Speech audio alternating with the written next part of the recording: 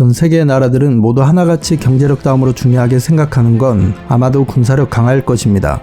미중 무역 패권 다툼이 현재도 진행 중이며 두 열강의 틈바구니 속에 각국의 나라들은 군사력 강화에 힘을 쏟고 있는 상황입니다.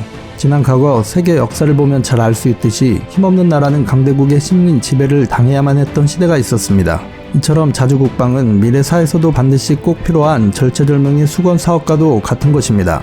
현재 비밀리에 아주 조용하게 세계 패권을 우리가 흔들겠다는 어쩌면 황당한 꿈이자 야심찬 목표를 가진 동남아시아 국가가 나타났습니다. 그리고 이 국가는 강한 나라를 만들기 위해 한국산 무기를 빠르게 무장하고 있다는 소식이 들려오고 있는데요. 지금부터 자세한 소식 전해드리겠습니다.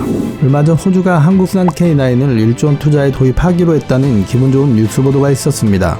그러나 지난 과거 1910년부터 1945년까지 한일 병합조약이 체결되어 한반도가 일본 제국의 식민 지배를 당하며 일제 강점기가 존재하였던 한국사의 암흑기도 있었습니다.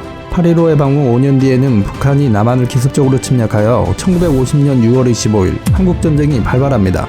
3년간의 기나긴 동족 간의 비극적인 싸움으로 한반도 영토전제는 잿더미가 되어버리고 말았습니다.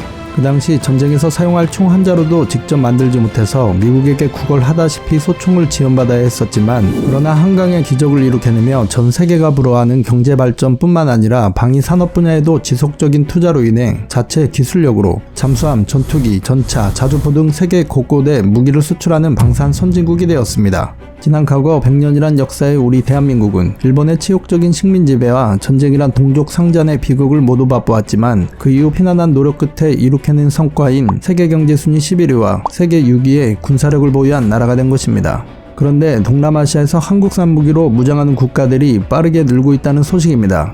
그 중에서도 단연코 최근 KFX 미납금 사태로 잘 알려진 인도네시아가 대표적입니다.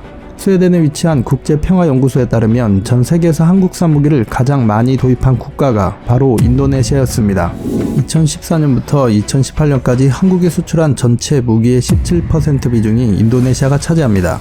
사실 인도네시아는 동남아시아에서 작은 섬들로 이루어진 나라 정도로만 알고 계실 겁니다. 인도네시아는 사실 만만한 나라는 아닙니다. 동남아시아의 맹주로 새롭게 급부상하고 있으며 인구수 2억 7천만 명 세계 4위, 2019년 전세계 국방력 순위에서도 15위를 차지했습니다. 수많은 섬들로 이루어진 나라인 만큼 해양 강국으로 정체성을 확립하고자 인도네시아는 한국산 무기에 많은 관심을 보여왔습니다. 1990년대 독일에서 수입한 209 잠수함을 시작으로 한국은 209급 9척, 214급 9척을 도입했는데 이를 통해 잠수함 핵심 부품 및 자체 설계 능력을 갖추게 되었습니다.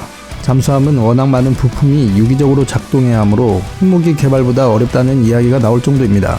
불과 20년 만에 자체적인 기술력을 확보한 한국을 눈여겨보던 국가가 바로 인도네시아였던 것입니다. 그러다 2011년 해군현대화를 내세운 인도네시아는 2020년까지 최대의 12척의 잠수함을 새롭게 도입하겠다는 계획을 세워두었는데 그 파트너로 대우조선해양을 선택하며 3척의 잠수함을 발주합니다. 한국 첫 잠수함인 장보고급을 개량해 제작한 1400톤급 잠수함이었습니다. 이를 통해 한국은 영국, 프랑스, 러시아, 독일에 이어 세계 5대 잠수함 수출 국가가 되었습니다. 선박 건조기술 중 최고 난이도라고 하는 잠수함 분야에서 세계 5위가 된 것입니다. 그리고 한동안 시끄러웠던 먹튀와 뒤통수 논란이 있긴 하였지만 인도네시아는 한국이 개발 중인 차세대 전투기 사업의 동반자이기도 합니다. 당초 인도네시아는 최초 KFX 공동개발 사업의 20% 지분인 1조 7천억 원을 투자하기로 했었습니다.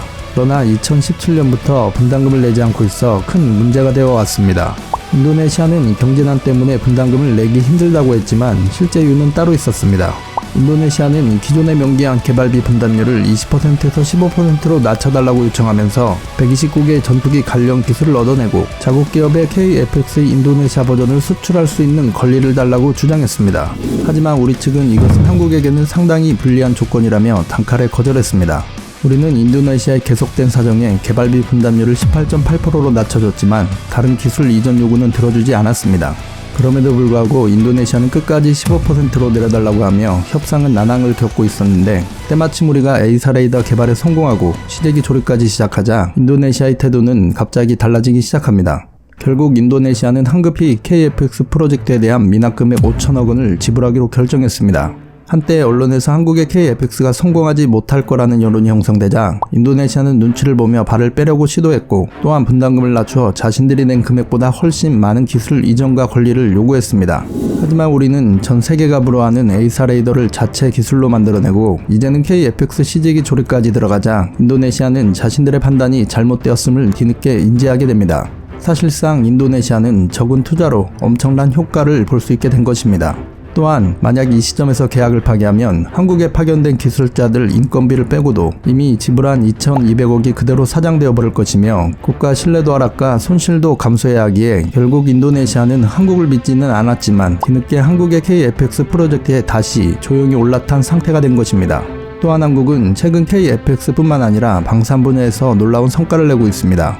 국제평화연구소가 공개한 2019년 전세계 무기 이전 경향들이란 리포트에서 한국은 2010년에서 2014년 대비 2015년에서 2019년까지의 무기 수출이 무려 143%나 증가해 성장률 상위 10개 국가 중 당당히 1위를 기록했습니다. 전 세계 무기 수출의 2.1%를 점유하고 있으며, 여기서 더 주목할 점은 90년대 말에는 동남아시아가 주요 고객이었지만 이제는 유럽이 24%, 중동이 27%로 증가해 수출국의 다변화가 이루어졌다는 점입니다. 그동안 수많은 종류의 무기들이 수출되었지만 그 중에서도 가장 대표적인 무기는 단연 K9 자주포입니다. 한국이 만든 무기 중 세계로부터 인정받고 가장 사랑받는 무기입니다. 국방과학연구소와 삼성테크인이 합작해 성공한 사거리 40km 자주포이며 연평도 포격 당시 북한군의 선제 공격 13분 만에 대응 사격을 개시해 초토화시킨 자주포로 유명합니다. 국제평화연구소에 따르면 2000년에서 2017년까지 K9의 시장 점유율은 무려 48%를 차지하고 있으며, 이 기간 동안 전 세계 수출된 자주포 2개 중 1개는 K9이라는 놀라운 성과입니다. 전통적인 방산 강국인 독일, 중국, 프랑스를 가볍게 눌러버린 엄청난 성과인 것입니다. 말 그대로 순수한 우리 기술로 만들어낸 국산 자주포 K9은 어마어마한 수출을 일으켜냈습니다.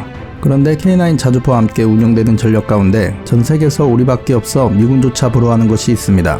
우리나라가 세계 최초로 만든 K10 탄약운반 장갑차입니다. K10 탄약운반 장갑차는 K9 자주포 차체를 기반으로 개발되었으며 한 번에 104개의 포탄을 장착할 수 있어 탄약 보급을 자동으로 할 수 있습니다. K10이 나오기 전까지는 포탄을 운반하고 자주포에 장착하는 임무는 트럭과 사람이 직접 손으로 했습니다.